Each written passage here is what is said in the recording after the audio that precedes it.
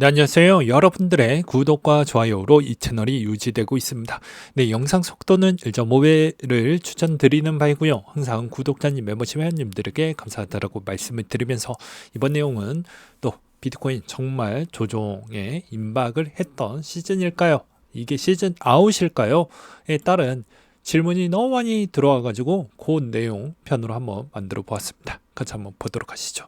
최근에 제가 기술적으로 일단 분석을 했었을 때도 볼린저 밴드 기법으로 설명을 했었을 때도 여전히 이 중심선 정도 대 구간에서 일단은 매입을 해보는 게 낫지 않겠냐라고 말씀을 드리기도 했습니다. 그 이유는 다 이유가 있는데요. 이게 주봉 차트 기반인데 항상 어땠습니까? 과거에 항상 종고를 돌파하기 전에 조정이 살짝 나왔고, 이때도 13년도 이전에도 조정이 살짝 나왔습니다. 마찬가지로 여기를 돌파를 하는 요 시점 구간에 어땠습니까? 볼린저 밴드 구간에 이탈을 했으니 당연히 추세적으로 수렴하는 그 구간이 연출이 된다고 했었죠. 근데 우리는 크게 보고 크게 수익을 먹고 또 장기적으로 투자하시는 분들도 많이 계시기 때문에 그 이상 항상 갑니다.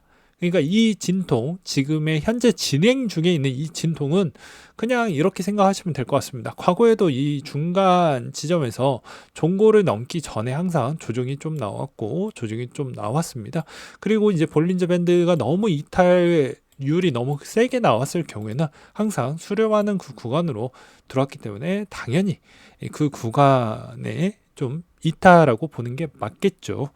그래서 이번 형태에서도 마찬가지로 여전히 수익이 낮아 있으신 분들은 계속해서 물량을 털지 말고 꽉 잡고 그대로 가는 게 전 낫다라고 보는 입장입니다. 정말 시즌 아웃이라고 하면요, 어떠한 패턴 요건을 봐야 되냐면요, 하나하나씩 쉽게 알려드리겠습니다.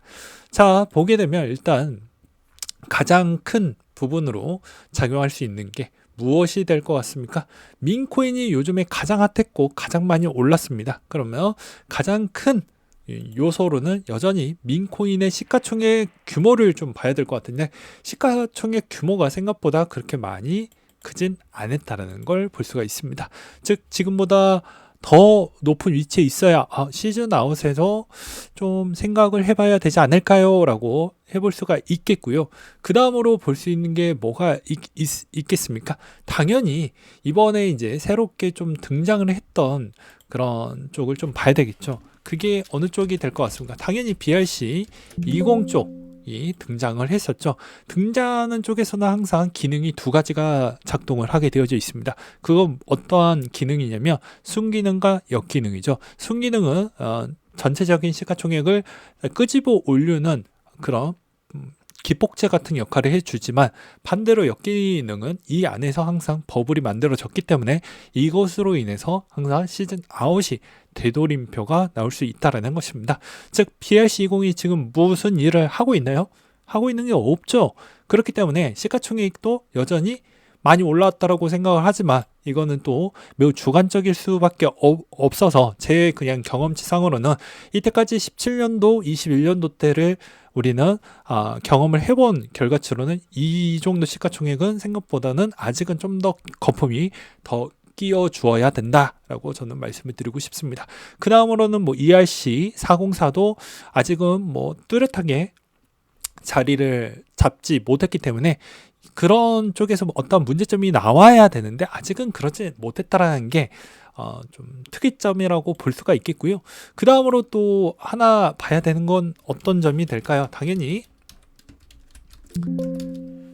이 스테이블 코인 쪽인데요. 스테이블 코인 쪽에서도 이제 두각이 좀 보여주고 있는 게 새로운 시가총액이 좀 눈에 들어왔을 겁니다. 네, 이더나 같은 애들이 이제 약간 파생의 약간 성향을 좀 가지면서 이거를 이제 잠깐 등장을 한 지 얼마 안 됐습니다. 그러면 당연히 여기에 특징적인 스테이블 코인이 등장을 했기 때문에, 이제 막 등장을 했기 때문에 여기서 무언가가 터져 나오든지 어떠한 무슨 액션이 나오든지 아니면 여기에 있는 시가총액이 생각보다 거품이 많이 끼든지 해야 되는데, 현재 CX 쪽에서 있는 기반에서 뭐 테더나 USDC의 물량이 많이 들어왔나요? 그렇지는 않았다라는 것이죠. 그래서 이 안에서에 따른 문제점을 찾기에는 아직은 그렇게 뚜렷한 횡보라고 보기에는 전 어렵다라고 보는 입장입니다. 그럼 디파이에 따른 거품이 있었냐? 디파이에 따른 거품을 또 보았을 때도 과거 21년도 때 추이를 보았을 때 여전히 중간밖에 안 왔다라는 것이죠. 근데 대부분 뉴스에서는 이렇게 떠들고 자빠지고 있습니다.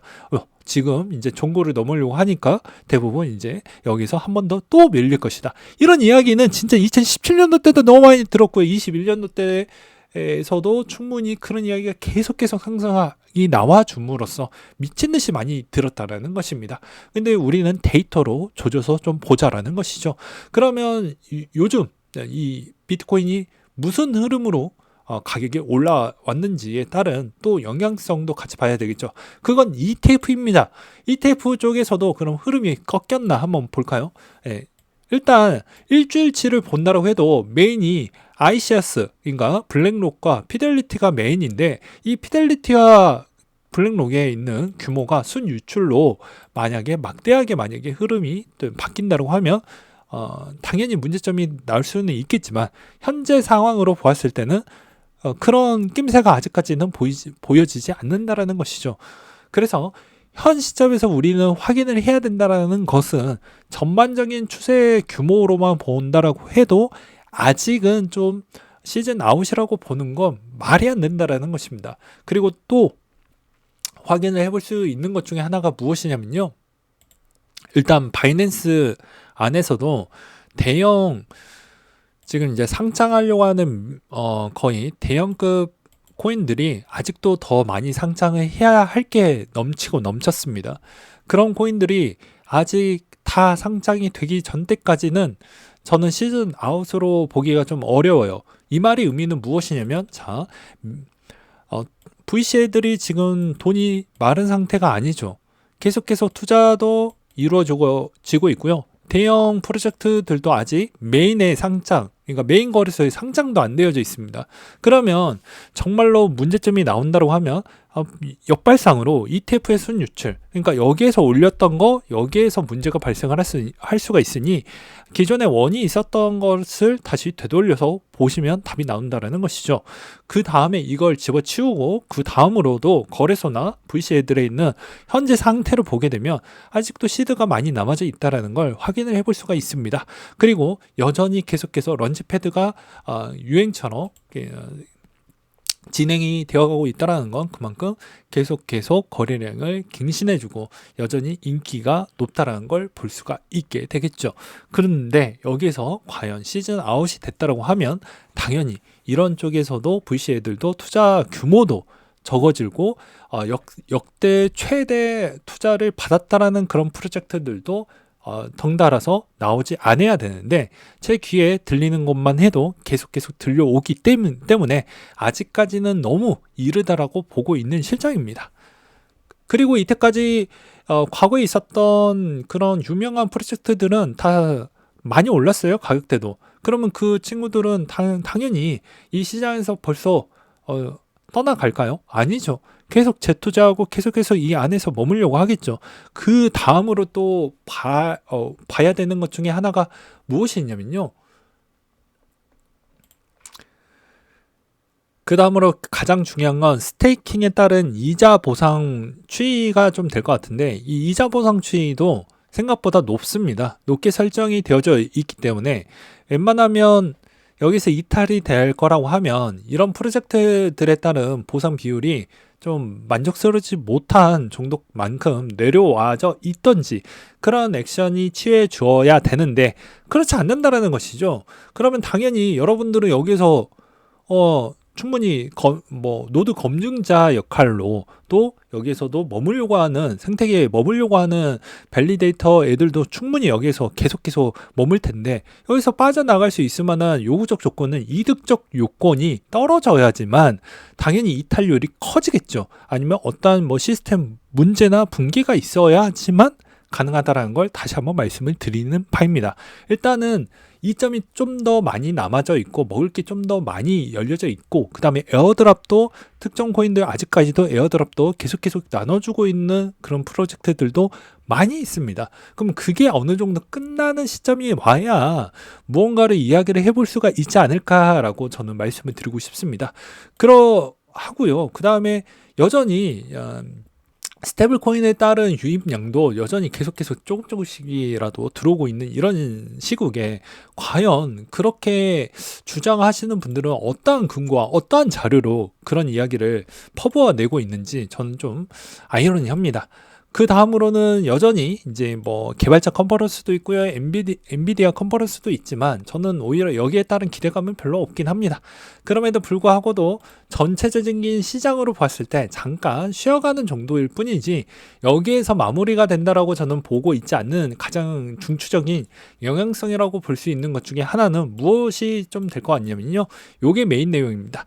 아무래도 블랙록과 뱅가드 부분은 서로 다른 길을 가고 있죠. 뱅가드가 오히려 비트코인을 선택하지 않았고 블랙록이 비트코인을 선택을 했는데 이 접점에 있는 위치가 점점 가까워지고 있다는 겁니다. 그러니까 시장에 있는 지배력이 내가 좀 더 우월권에 있었던 블랙록인데 그러지 못했다라는 것이죠. 그리고 블랙록은 여전히 강점은 올라운더 ETF 운용사라고 보시면 될 것 같습니다. 그래서 상당히 높은 위치에 가고 있는데 이 뱅가드가 계속 이제 나랑 비슷한 위치에 있으니 오히려 독보적으로 비트코인을 좀 키워보려고 하는 그런 특징적인 요소도 있었고요. 그리고 여기서도 하나 더 알 수 있는 것 중에 하나는 무엇이냐면 여전히 ESG 붐에 따른 유출 물량 추이로에 따른 이익률이 둔화될 수 있다는 것도 우리는 확인을 해봐야 됩니다. 그렇기 때문에 당연히 블랙록 입장에서는 경쟁사들도 많이 치고 올라오고 있고 이런 상황에서는 독보적으로 우리가 여기서 또 다른 길로 감으로써 한 번 더 성장을 하려고 하는 모험에 좀 들어왔다고 봐야 되겠죠.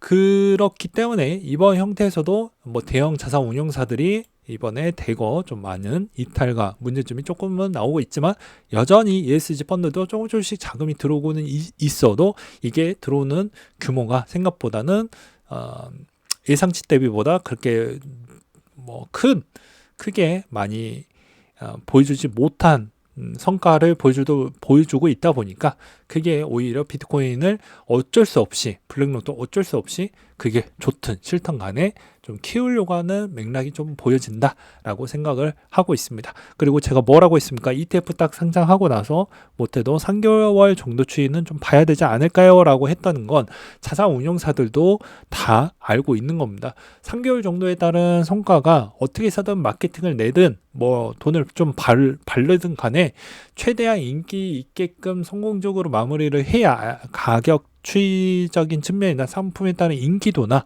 뭐 인지도나 이런 걸 다 종합적으로 고려를 했었을 때 이제 안착화가 되면서 좀 수반할 수가 있다라고 말씀을 드리는 바예요. 그래서 현재 있는 이 가격적인 추이에서는 그냥 눈으로만 보았을 때 아무런 데이터 없이 그냥 눈으로만 보았을 때는 상당히 좀 걱정이 많이 되고 두려울 수 있다라고 저도 생각을 하지만 우리는 이때까지 배워왔습니다. 배워온 만큼 우리가 이런 시점에서도 여전히 물량을 뺏기면 안 되겠죠. 그리고 제가 저번에도 추세적으로도 분명히 말씀을 드렸습니다. 21년도 때 이때 보면 요 이야기를 끝으로 이제 마무리를 지어 볼게요. 21년도 때 기반에 어땠습니까? 당연히 금리 부분을 2020년도 때 기반 대비부터 곧바로 적용되는 게 아니죠. 정책을 하면 뭐 6개월이나 7개월 뒤에 이제 통화량이 열리게 되니까 곧바로 뭐 우리가 제로금리 선언했습니다. 뭐 돈이 쫙 퍼지는 게 아니잖아요. 1초 만에. 그 기간적인 요력에 따른 효과가 여기에서 나온 겁니다. 그럼 금리가 요때가 몇 퍼센트였냐? 대략 한 2% 정도가 됐어요. 그리고 나서 제로로 떨어졌죠. 그러면 통화정책 기반에서 받았던 파워가 요 정도까지 영향을 주었는데 그런 거 없이 그냥 6개월 연속으로 올랐던 시즌이 이 정도였습니다. 그러면 이때 있는 금리 인하의 2% 효과 대비보다 당연히 애가 더 좋은 퍼포먼스를 보려고 하면 2%보다 더 파급력 있는 무언가가 나와야 된다고 제가 그렇게 설명을 했던 적도 있었을 겁니다. 그래서 6개월 추이에서 7개월 차가 나오려고 하면 상당량 파급력 있는 무언가가 하나가 더 나와야지만 갱신을 할 수 있고, 그렇지 못했을 경우에는 잠깐 쉬어가도 이상하지 않는다라고 말씀을 드리고 싶습니다. 그래서 이 쉬어갔었을 때 여전히 뭐 어떠한 패턴이 나온다고 해도 여러분들은 절대 물량을 뺏기시면 안 된다고 저는 생각이 들어요. 왜 그럴 것 같습니까? 여러분들이 물량을 내놓은 만큼 누가 사가냐면요, 우리가 흔히 알고 있는 이 형한테 다 뺏깁니다. 마이클 셀러 형도 사겠죠. 그 다음에 테더사도 사겠죠. 그 다음에 기관에 있는 ETF 물량은 계속 들어옵니다. 그러면 당연히 이 밑에 있는 평균 추이 대비보다 당연히 여러분들은 여기나 뭐 4만 5천이나 5만을 좀 보고 계시는 분들이 좀 많더라고요. 여기가 안 올 수도 있는 거예요. 그래서 제가 뭐라고 했습니까? 대부분 이 과거 패턴 기반으로 여기를 보았을 때 뭐라고 했습니까? 당연히 과거 기반은 형 17년도나 13년도 때도 여기가 전고가 과거의 최저점 구간이었고 전고가 과거의 최저점 구간이었더라라고 이야기를 했죠. 왜? 이때까지 여기를 전고를 돌파하고 올라가고 최저점보다 여기를 못 들었죠. 마찬가지로 여기도 마찬가지입니다. 그러면 여기가 나중에 시간이 지나고 난 뒤에는 최저점 구간이 될 확률이 매우 높겠죠. 그렇기 때문에 장투자 입장에서는 굳이 이 시점에서 무섭다라고 보기보다는 조정이 나왔을 때 과감하게 사야 나중에 또 후회를 하지 않을 겁니다. 아니면 자기만의 전략을 통해서 몇 분할로 쪼개가지고 사보시던지요. 근데 항상 여러분들은 진짜 마지막으로 아셔야 되는 게, 항상 인간의 문제점이 뭐냐면 이런 가장 중요한 타이밍 때는 대부분 조회수가 안 나와요. 잘 안 봅니다. 언제 보냐? 항상 특이하게 한 중간 정도 가격대나 요 정도 가격대에 봅니다. 21년도 때도. 지금도 마찬가지죠. 한 중간 정도 가격대 오니까 엄청나게 뉴스에서 떠들어댑니다. 그러다 보니까는 그제에 와가지고 또 업비트나 빗썸 다시 오픈해가지고 그때 하죠. 그러니까 안타까운 게 이 시점이 비수기 때도 다 봐야 되고 성수기 때도 다 보면서 이렇게 단맛 쓴맛 다 보면서 투자를 해야 되는데, 자기 입맛대로 보면 돈이 벌리겠냐라는 거예요, 제 말은. 그리고 자기가 보고 싶은 자료만 보면 판단 능력이 안 좋아진다고 제가 분명히 말씀을 드렸죠. 저도 보고 싶지 않는 데이터가 많아요. 그럼에도 불구하고도 항상 객관적으로 봐야 그 다음 시즌에도 충분한 돈을 더 많이 벌 수 있고, 그 다음에 더 질 좋은 투자 능력치나 방식으로 갈 수가 있다라는 것입니다. 근데 대다수 사람들은 이럴 때 대부분 안 사고 이제 와서 이때 이야기를 하면 그 어떤 유튜버나 그 어떤 전문가가 이야기를 한다고 해도 무언가를 추천하기가 애매한 포지션이긴 해요. 그럼에도 불구하고도 장투자라고 하면 과감하게 이런 구간에도 들어가야 된다고 저는 생각을 합니다. 라고 저는 말씀을 드리고 싶어요. 왜? 이때까지 그래 왔으니까요. 이때까지 그래 왔잖아요. 그렇기 때문에 여전히 기간에 있는 물량도 나중에 많이 여기에 쌓였기 때문에 절대 이 구간이 나중에 고점이라고 생각을 해도 나중에 최저점이 될 확률이 매우 높다라는 것입니다. 그리고 우리 위에 사줄 수 있는 대상자들도 계속 늘어나고 있죠. 어차피 지금 공급에 물량이 그만큼 부족하다라고 하는데 한국하고 홍콩하고 일본에서 ETF를 열리게 되면 어떻게 될 것 같습니까? 상식적으로 한번 생각을 해보세요. 그리고 비트코인 아직 프로젝트 안에서도 레이어 2가 곧 진행을 합니다. 그러면 더 이해하기 쉽게 이더리움처럼 플랫폼이 되어가는 비트코인의 미래를 볼 수가 있겠죠. 그럼 지금에 있는 비트코인이 가격이 여기에서 멈출까요? 아니라는 거죠.